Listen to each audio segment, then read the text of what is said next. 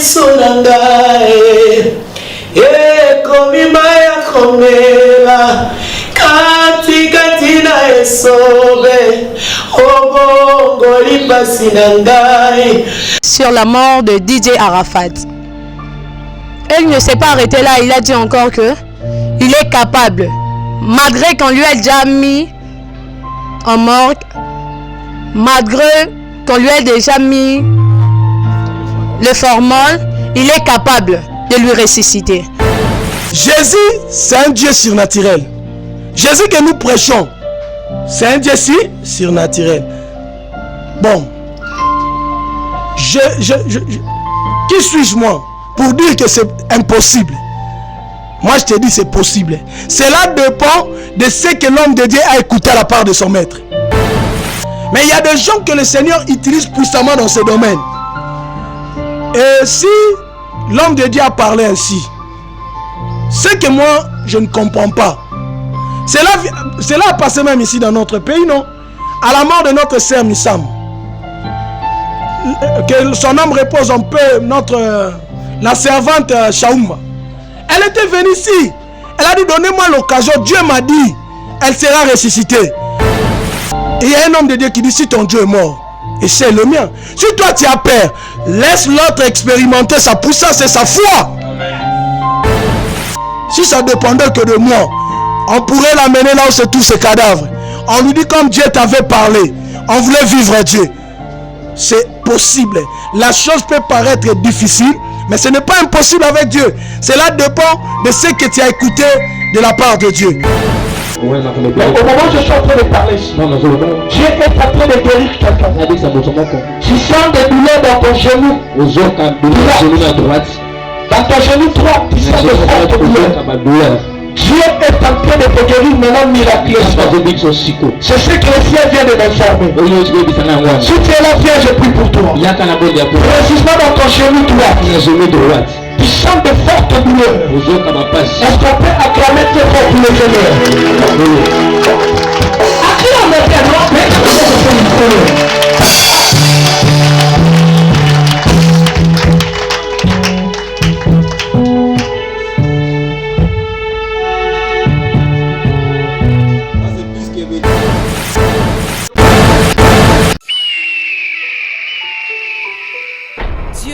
Ayant autrefois, à plusieurs reprises et en plusieurs manières, parlé au Père par les prophètes, et maintenant, en ce temps de la fin, Dieu se révèle encore à nous, les fils. Depuis 2002, un appel retentit. Au travers des oracles, Dieu interpelle son peuple. Un rendez-vous, un temps de rafraîchissement, un temps de révélation, l'enseignement de l'esprit. En un mot, le rassemblement des êtres. 16h30 à 20h. Au sanctuaire de Dieu APC, situé au numéro 5 de l'avenue Lunzadi, quartier Binza Pigeon, dans la commune de Ngaliema. Aigle, Glati, révèle ta face. Vois un mariage. Amen. Mais le mariage que je suis en train de voir, cet homme ne viendra pas pour beaucoup de temps. Il ne viendra pas avec beaucoup de discours. Cette relation peut prendre 2 mois, seulement 3. Et c'est les choses vont finir comme ça. Parce qu'au moment où je suis en train de parler, vous allez voir Mireille. Dieu m'a dit. Et tu viendras témoigner ce que je voulais dire. Je ne sais pas si tu as déjà relaté. On est en train de me présenter son lit. Mais dans son lit là, j'ai vu on m'a écrit visitation. Et la visitation que je suis en train de voir, en dessous de cela, on m'a écrit Blandi. Donc Dieu a visité déjà ta sœur pour lui dire qu'il voulait te visiter. Dieu l'a parlé. Je le vois. Demande-lui qu'est-ce que tu as parlé de moi. Il te dira que Dieu m'avait dit qu'il voulait te visiter. Je ne sais pas s'il a déjà le temps de parler avec toi.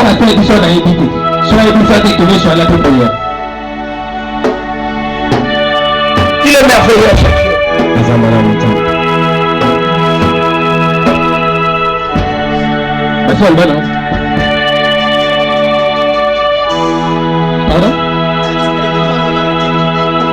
peut acclamer Dieu son nom, Seigneur.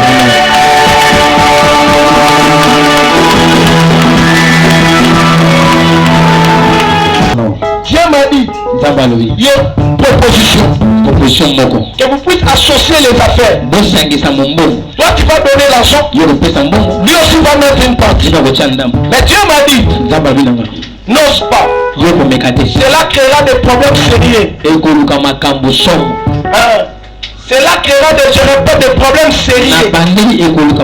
Continue à faire ton chemin seul. Mais je sens dans mon esprit, on est en train de m'informer que tu voulais changer les affaires. Hein? Est-ce qu'on peut acclamer?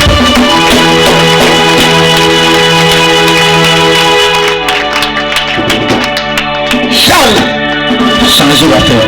Mais n'abandonne pas le premier. Prends une autre personne, place lui là. Et change maintenant ce que tu voulais faire.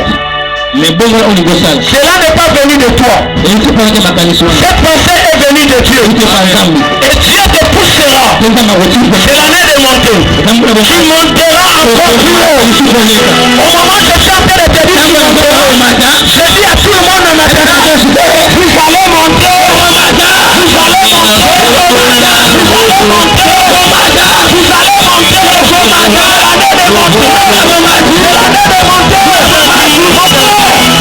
Mon frère, même appétit et qui m'a tué déjà. Appétit on va dire qui on va dire qu'on constate le comment qui on va dire qu'on va crachat. On dit ça vraiment. C'est déjà pour la parole de crachat que vient en liste à Mutakusha. Mais si on est dans son bas, qui on est son nom? Appétit son nom. Au fond là-haut, c'est le plus la maladie. Mais c'est maintenant le temps si j'avais les moyens, je pourrais participer à ta façon de manger. Et ces derniers temps, je traverse un temps tellement compliqué. Tout ce que je gagne, j'ai besoin de terminer cette équipe. Mais je sais que le Seigneur va susciter les corps.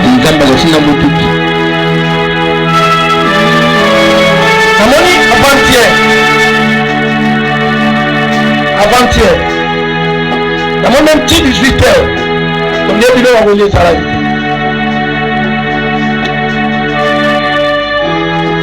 Le Dieu qui écoute ma prière, le Dieu qui me bénit, le Dieu qui me force, cette semaine, tout ce que tu me donneras comme argent, la première montagne que je toucherai, je donnerai cette maman, pour que cela te nourrit pendant un certain temps.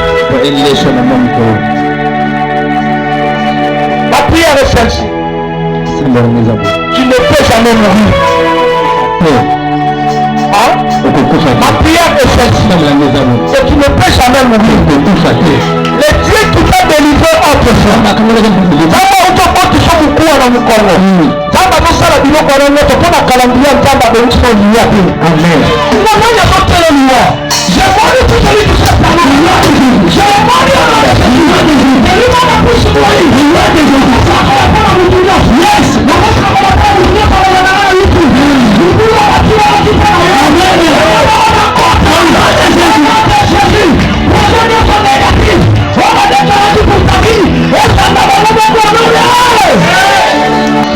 Au moment où je suis en train de parler, Dieu est tenté de m'emmener dans une conversation sur Facebook. J'ai tenté de parler avec quelqu'un. Yes. La personne en question, je vois comme si c'était vers 17h comme ça. Il est tenté de t'écrire. Ça fait longtemps que je ne te vois plus. Comment on peut se voir? Et directement lorsqu'il écrivait, tu as commencé à sentir le sentiment là et tu as encore de te montrer. Dieu m'a dit de te dire, ferme un peu ton Facebook.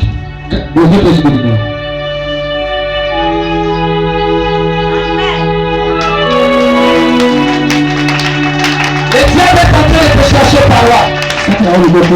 Pour te récupérer encore. Tu vas constater qu'il y a plusieurs propositions qui te suivent maintenant. Il y a plusieurs personnes qui te réclament maintenant. Mais tous les gens sont dans la maladie. Tu sais quoi? Ceux qui ont maintenant une soleuse asexuelle. Une place à aller à communier.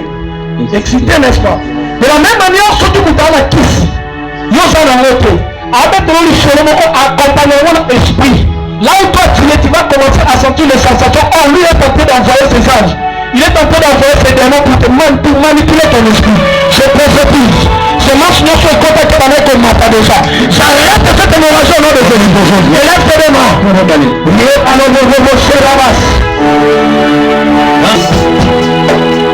J'arrête cette hémorragie. C'est un bout qui travaille déjà toi. Je l'arrête maintenant. Allez,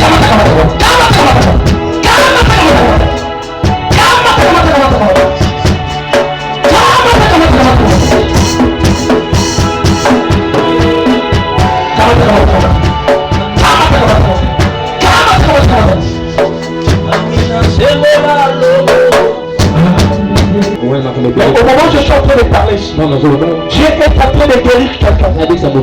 Tu sens des douleurs dans ton genou. Dans ton genou droit, tu sens des fortes douleurs. Dieu est en train de te guérir maintenant miraculeusement. C'est ce que le ciel vient de m'informer. Si tu es là, viens, je prie pour toi. Précisément dans ton genou droit. Tu sens de fortes douleurs. Est-ce qu'on peut acclamer très fort pour le Seigneur? À qui on met bien, non? Mais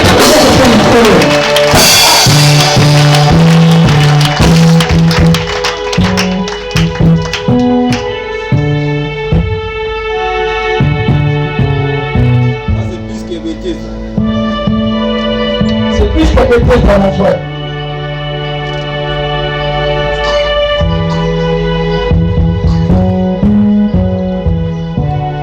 Je te vois Andy avec un passeport mais rempli de visa. Il y aura un temps, le voyage va te compliquer. Le voyage va te compliquer.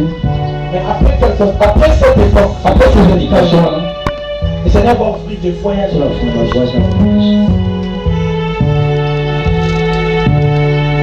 Je t'ai vu assis au milieu des femmes d'affaires puissantes. Il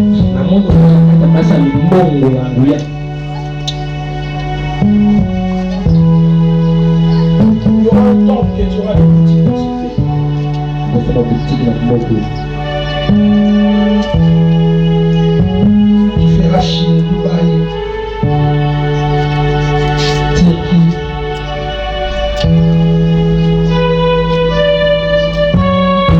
Vraiment ton étoile est en train de briller fort. Je me présente, je suis Berger Blaise, présentateur de l'émission Qui a fait cela, une émission Église Jéhovah Shalom. Et Église Jéhovah Shalom, dirigée par le prophète Gédéon Békang à Jéribal. Et suite avant midi, nous sommes très contents de recevoir le prophète Jéribal dans notre plateau de Qui a fait cela. Bonjour prophète. Bonjour.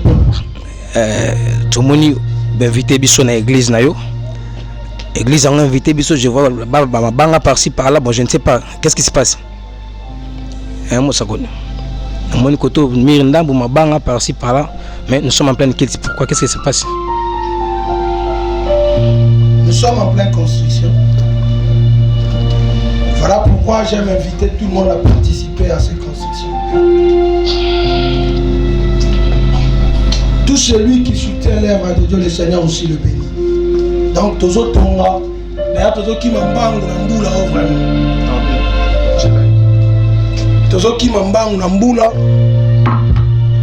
Tozo qui m'embangue Namboula, Yango Tozo Tonga vraiment mbang. Yango on a besoin de Moutounion, surtout au pas qu'on participer, Zambé à Rosangate, Kopambolaï. Prophète, n'a une question moko. Nazomo na batwazo témoigner ba miracle bazobika. Et par rapport à Bazobika, et comment on a ton église comme ça? Est-ce que comment ça te facture malamment que les gens payent et tu construis ton église? Mais autrefois, je vous avais déjà répondu par rapport à ça, non? Moi, ma mission, Dieu m'a appelé pour les désespérés et les indigents. Hein? Tu sais, ma manzam, mais soit comme monnaie ango, et l'on ma kamanzam. Et bon, so sengimbongo, au sambele abikinete. C'est là où il y a le problème. C'est Dieu qui guérit. La bénédiction aussi c'est Dieu. Moutounion César a été fabela, a un problème de soutenir Moussala ensemble. Moutakos a peine à bonne santé, mais la volonté na ye à soutenir Moussala ensemble. Donc tu vois que Chambon liboso te liboso no Moussala ensemble. Amen. Amen. Maman Charles, juste sur la question pour prophète. Oui, naza na question encore par rapport à la construction des prophètes au Tikoloba. Ndenge aza na construction, ba moyens ils ont permettre te donc to yeba sikona ba moyens nyo surtout na conclusion pour na kosilisa temple oyo kotongango ndenge fo ezala. Ça te demande combien prophète Jésus? Bon. Au moins kotongana signé signon soboé. Na na mo ndé ça facile. Mais na yo constater que na tamukele de ambongo ebele. Mais ce qui, talanoka batol à Pambo, pour toi 100 tol déjà, ça me demande $1000. La tol moquel on a $10. Donc au moins pour toi aussi sa construction, bah mire nyon so bilo nyon so, au moins 5 à 6 000 $. Voilà maintenant, c'est pourquoi on a profité de la question pour le baboui. Moutounyon surtout on zamba rosimba. Attends comme on a 6 000 T, ou comme on a 5 000 T. Donne-nous de quoi, moi mouki on zamba roiko chayo et sungabiso le Seigneur te bénira.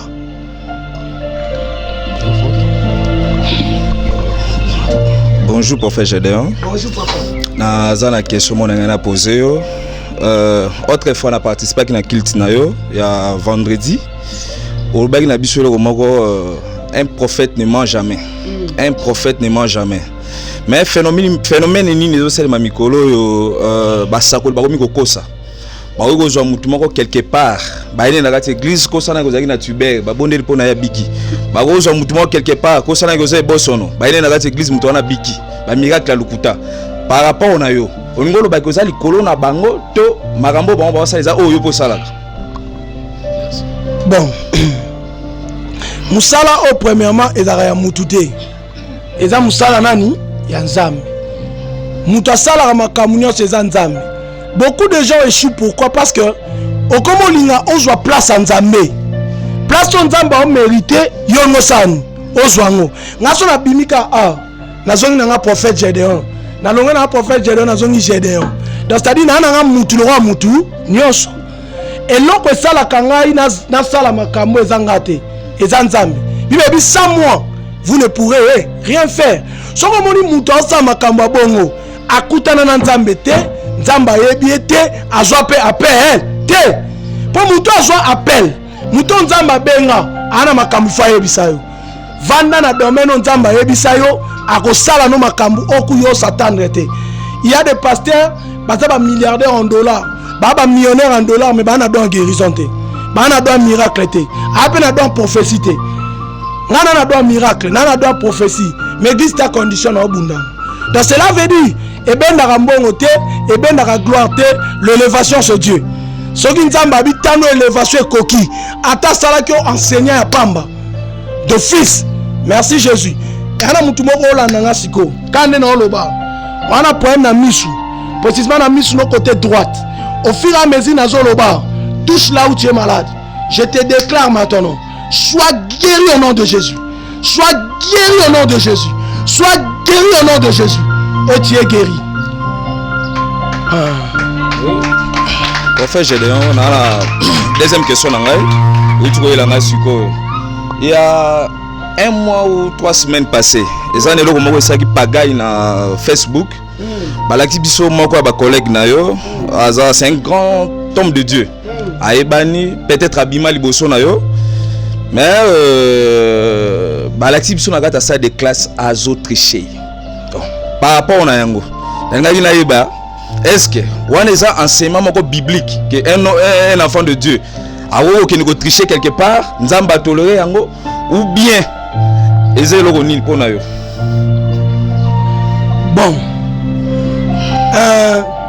le Seigneur n'a rien à voir avec toutes ces choses-là. Hein? Problème est que dans nzambe lo toyo barate, ngana tala la problème te, ngana tala la motivation. Muto affirma qui est pour abimisa on a ba réseaux sociaux. Motivation muto ane zaini. Tu vois le problème? Donc c'est-à-dire que on a fêté. Mais tu as la motivation. Et la première question. Tu as la miracle. Tu as la motivation des amis. Motivation, c'est pas son bon. Motivation, c'est pas yéban. Là maintenant, le Seigneur ne parle. Mais son motivation, c'est pour que Nzambe a se glorifié. Là, le Seigneur va t'assister. Donc, tu as une image à bongo. Kotanga, na kosa musala nzambe, c'est deux choses différentes. Nzambe aza papa moko, hein? Abota ba impoli, abota ba paresseux, abota ba courageux, abota ma boma. Dieu azui mutu na mutu ndenge azui lié. Azui ba lik ba iba docteur, azui Pierre azaki pécheur. Ozomona ko tricher na société boye eza acte bien té. Mais si on a bien classé on a sacerdoce et on a une influence moroté et après na sens té et tali penza mbete. Parce que ça va rien na soka tricher na makambo nzambe. Ko sa ba miracle lukuta wana mabe. Na classe nde totanga a moko na moko so ibala sa parcours na classe oyiba dega batu basala. Musuku ta kosa na mercenaire akimi examen abio salelanga. Donc yanga na lobby tout ça et rodé tout autour à motivation. Et loko ondeza biloko biso bana nzambe. Il faut to sosolaka. Au lieu de faire des commentaires dans ma cambaboue, il faut comprendre que Moutaboué a besoin d'un anti-christianisme. Mais tu peux savoir que c'est là.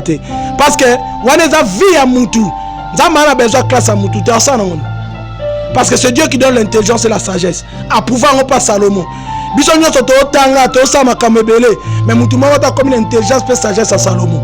Tu vois? Que Dieu vous bénisse. Troisième question nangai. Là où tu as ta parole de connaissance en direct, je ne sais pas. Assurance ni nous anango que muto zolo belawana réellement bendezaï. Parce que azan la gâte escape sur peut-être azan na Congo peut-être azan ailleurs. Assurance et là on les a assuré que logo yo moni ala bendezaï. Et là on a assuré les âmes comme Yesu. Ba disciple ba e ba tunye ba bi maître. Te fêter pas quoi. Yo maramba el sabon. Ai bobi mananzela. Beaucoup tana mutu moko amemi mbeki na mutu bolande sima place encore ta bokota to fete wana da ba disciple ti ba bima wana ba yebi mutu ngote ba yebi elongine te ba yebi kombone te ba yebi adresse andaku te mais ba monika ba mutu mbeki wana ba bandi olande sima ti place mutu wana koti ba célébrer pe Pâques ngelo babwe. Le Seigneur n'a pas besoin ya roba mutu parce que c'est lui qui maîtrise tout. Dans ce qui moutana moli mwanzambe yango moni pesa nga assurance so yeso abeta mtu lisolo andaku apeti une explication andaku auto fetele rien n'est impossible à Dieu. Dans cette liste nzamba lobino likambo ndima yango ke eza bongo po ya ebi mokili kolekayo ba disciple ba ndima ki yango apena ndima so ba souffler loko na hésiter te koloba parce que na ebi ke za na muto ala nanga il est guéri. En fait, je demande pour Nazong Samiko d'aller définir à un seul mot pour Nayo qu'est-ce que la prophétie. La prophétie en un mot c'est prédire. Hein? Prédire les choses qui arrivera à la suite du temps.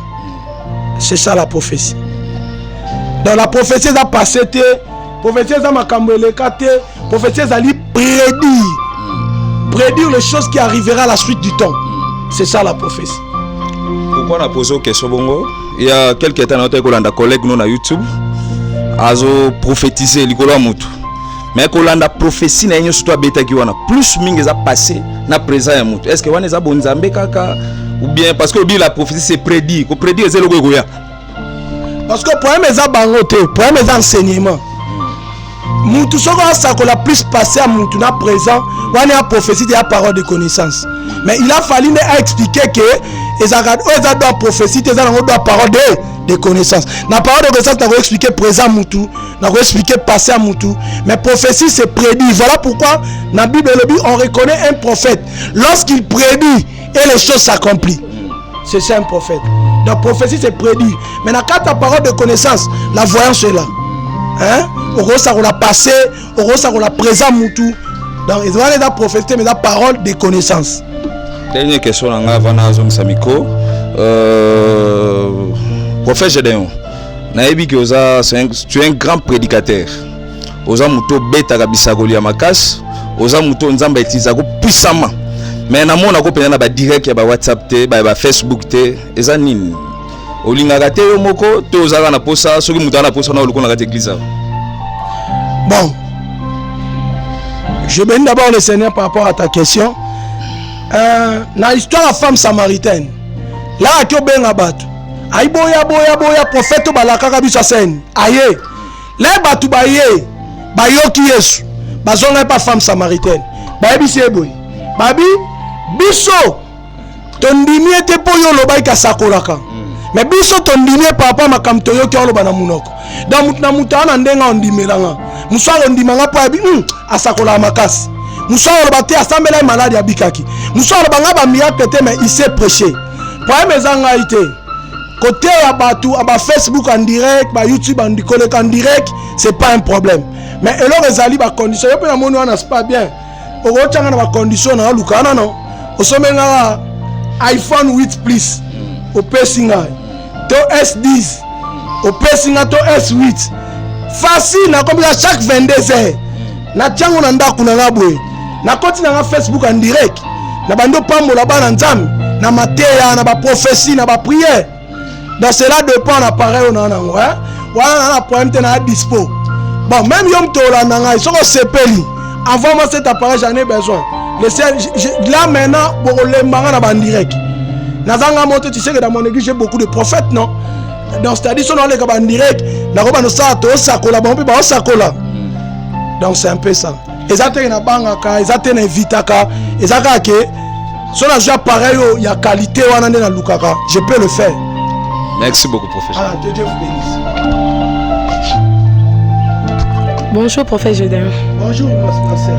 Moi ma question est celle-ci. Hier on entrait sur Facebook. J'ai vu une publication d'un prophète qu'il publie. Il dit qu'il avait prédit sur la mort de DJ Arafat. Et il ne s'est pas arrêté là. Il a dit encore que il est capable, malgré qu'on lui ait déjà mis en mort, malgré qu'on lui ait déjà mis le formol, il est capable de lui ressusciter. Sa femme est d'accord, mais sa mère n'est pas d'accord. Et voilà pourquoi j'allais vous poser la question. Est-ce que cela est possible?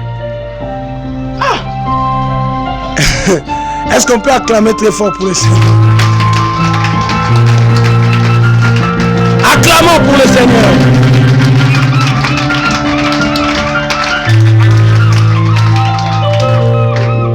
Vous savez, c'est ce que j'avais dit par rapport à la question de mon frère. Hein? Il y a beaucoup de gens qui sont en train d'affaiblir le christianisme. Hein? Jésus, c'est un Dieu surnaturel. Jésus que nous prêchons, c'est un Dieu surnaturel. Bon, qui suis-je moi pour dire que c'est impossible? Moi je te dis c'est possible. Cela dépend de ce que l'homme de Dieu a écouté à la part de son maître. Si Dieu écoutez, moi je connais un homme de Dieu à Kinshasa. Depuis que j'ai connu ce frère, il n'a même pas un nom, mais il a résisté depuis plus de 8 morts. Hein? Je le connais très bien, je vis avec lui, je marche avec lui. Il a ressuscité déjà combien? 8 morts. Bon, moi, ce n'est pas une grâce particulière que Dieu m'a donnée, mais au moins dans mon ministère, j'ai eu l'occasion de ressusciter au moins 3, non? 2 ou 3 comme ça. Souvenez-vous de la maman là, comme vous avez amené là, la pousse, hein? La maman était ressuscitée, non? Souvenez-vous de Berger Rigen. Donc, dans mon ministère aussi, j'ai expérimenté les résurrections, 2 ou 3. Mais il y a des gens que le Seigneur utilise puissamment dans ce domaine. Et si l'homme de Dieu a parlé ainsi, c'est que moi, je ne comprends pas. Cela a passé même ici dans notre pays, non? À la mort de notre sœur Missam. Que son âme repose un peu, la servante Chaouma. Elle était venue ici. Elle a dit, donnez-moi l'occasion. Dieu m'a dit, elle sera ressuscitée. Les gens ont refusé. Pourquoi? Et il y a un homme de Dieu qui dit, si ton Dieu est mort, et c'est le mien. Si toi tu as peur, laisse l'autre expérimenter sa puissance et sa foi. Tout ça c'est dit à la jalousie. Si ça dépendait que de moi, on pourrait l'amener là où c'est tous ces cadavres. On lui dit comme Dieu t'avait parlé. On voulait vivre Dieu. C'est possible. La chose peut paraître difficile, mais ce n'est pas impossible avec Dieu. Cela dépend de ce que tu as écouté de la part de Dieu. Que Dieu vous bénisse. Nous sommes arrivés à la fin de notre émission de ce matin. Je ne sais pas, Charlène, tu as une question? Je vais seulement parler par rapport au miracle. Hein? Parce que tozomona prophète Gédéon miracle moko te sala nsu ya makasi na tongo awa abimiseli biso mama moko alobi vendredi abimiseli parole de connaissance alobi mama moko aza na mukuwa mutu moko azawa mais la personne en question abimaki nante lelo ndayo bimisa mutu wana atelemisa alobi ozali na kasir moko mukuwa mo ezalaki awa ozaki na mukuwa te mais nzambe azwi mukuwa lola seni atio et tomoni mama wana sur place batuni mukuwa ebimi abi mama na lobi que mukuwa ebimi na nazo ba ke nzambe ya prophète Gédéon aza tellement puissant sikoyo nazo zonga sumuke na par rapport ya makambo ezo déranger prophète Gédéon ya construction ce Dieu là est tellement puissant akokipe ko susciter makambo te pona construction oyo ezayele facile le sonkete makasi boy. Dieu travaille dans la théophanie. La théophanie, c'est quoi? L'esprit a besoin d'un corps pour se manifester. Vous voyez? Zamba roya na chambre, oui, c'est possible. Mais non.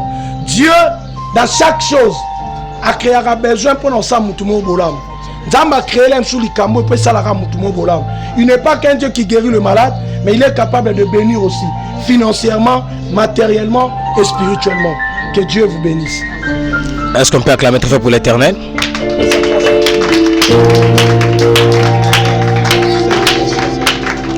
Est-ce que tu peux s'occasion à 2-3 personnes? Autant on a question à poser, 2-3 personnes parce que qui m'a si matin. On a question à poser. Beaucoup ça.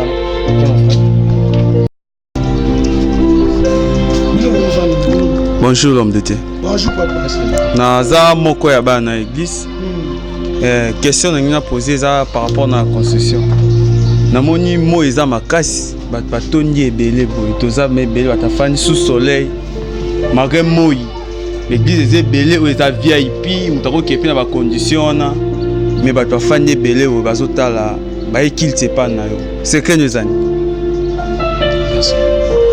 Bon secret nga mon secret c'est mon appel non so nzamba bengi yo ozobima lipanda ya alliance noté hein ovandi na makambo nzamba yebisa yo ainsi alliance beba so muto bimi libanda nango mais so on fait na ba principe et que zo bimate nzamba bana honorer ato église na Kintuka ato église wapi les gens vont te suivre ba olanda yo te ba olanda nzambo azapna yo yamoni bibelo bina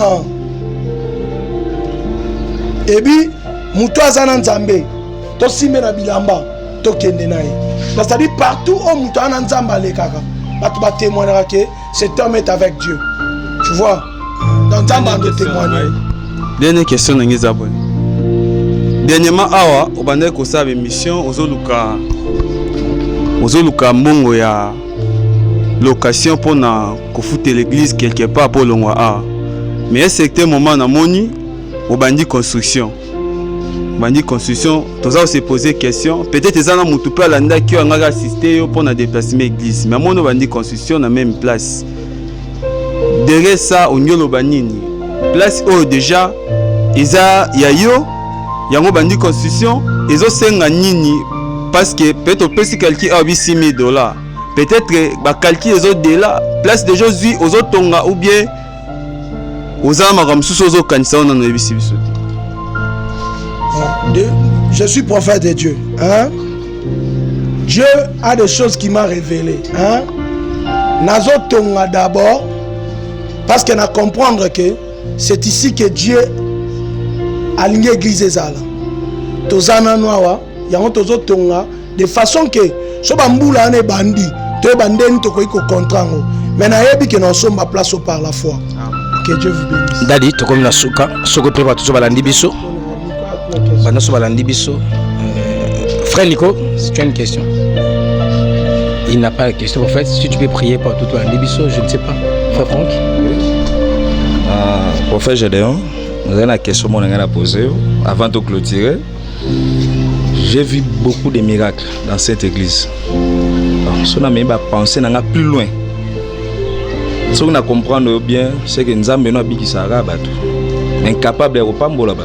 On a tiré le témoignage que nous avons financièrement. Nous avons Nzamba sombele lupangu, nzamba tinde soki wapi. Maintenant on a rabat bagé bosso na biki, mutazaki avec la moni. Par là on ngolo bana bisoni.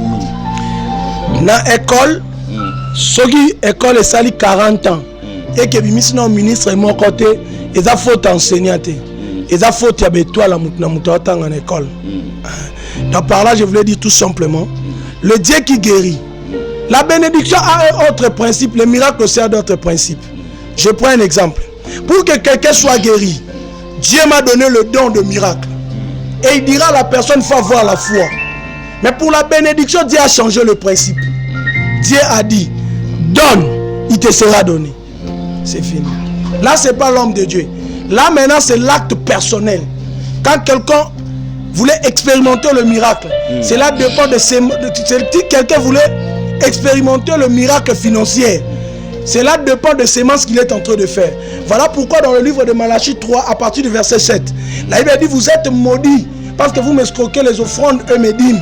Vous voyez? Là, c'est autre chose. Le miracle, la guérison, c'est aussi autre chose. Voilà tout ce que je pourrais te répondre. Donc, c'est-à-dire, Dieu est capable de bénir, mais Dieu bénit tout celui qui est dans le principe. Prophète Gédéon, ce qui m'a dit, l'église par rapport à la construction, oui. Est-ce que Zangaï, c'est pas moi, cette œuvre ne m'appartient pas. On a un porteur à vision, on a un pas continuer. Bateau batonga tabernacle. Moïse quand il un tabernacle, là Moïse a koufi. Tabernacle qui n'a pas Josué. Yo ton église, c'est Zangate. Mouta pas mon de l'église. C'est Jésus-Christ de Nazareth. La bénédiction c'est pas moi. Si ça dépendait que de moi, je vais bénir ma femme, mes enfants et ma famille. C'est un peu ça. Ok, prophète, je vais lancer un message par rapport à la construction de l'église. Tout celui qui nous a suivis, je vous bénis au nom de Jésus. Je bénis vos vies, je bénis vos familles, je bénis vos affaires. Entrez en contact avec nous. L'église de Dieu est là. Ne m'appelle pas seulement pour la prière. Si Dieu te touche aussi, tu peux nous appeler pour soutenir cette œuvre. Le Dieu de la Bible te bénira. Je prie pour tout celui qui aura l'occasion de me suivre. Je bénis ta famille, je bénis ta vie. Je libère une onction particulière dans ta vie. Si tu crois à l'onction que Dieu a mis en moi, que mon onction aussi t'honore. Sois honoré au nom de Jésus, dans ton mariage, dans tes affaires, dans tout ce que tu fais. Au nom de Jésus-Christ de Nazareth. Amen. Amen. Merci beaucoup. Le temps passe et ne s'arrête jamais. Alors réveille-toi mon ami. Et tout ce qui nous quitte chaque jour, laisse que cela nous serve de leçon. Car à chacun son jour, à chacun son tour. Peut-être demain sera ton tour. Alors réveille-toi et prépare ton âme. Car un jour, hey.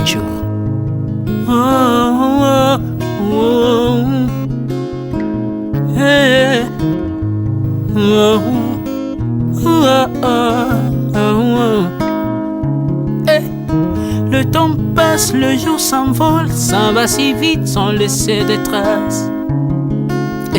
Comment faire pour l'arrêter, car il nous amène vers le jour de départ. Tous efforts avant nous n'ont pu l'arrêter. Il s'en va sans arrêt, sans pitié, ni nous laisse le temps de faire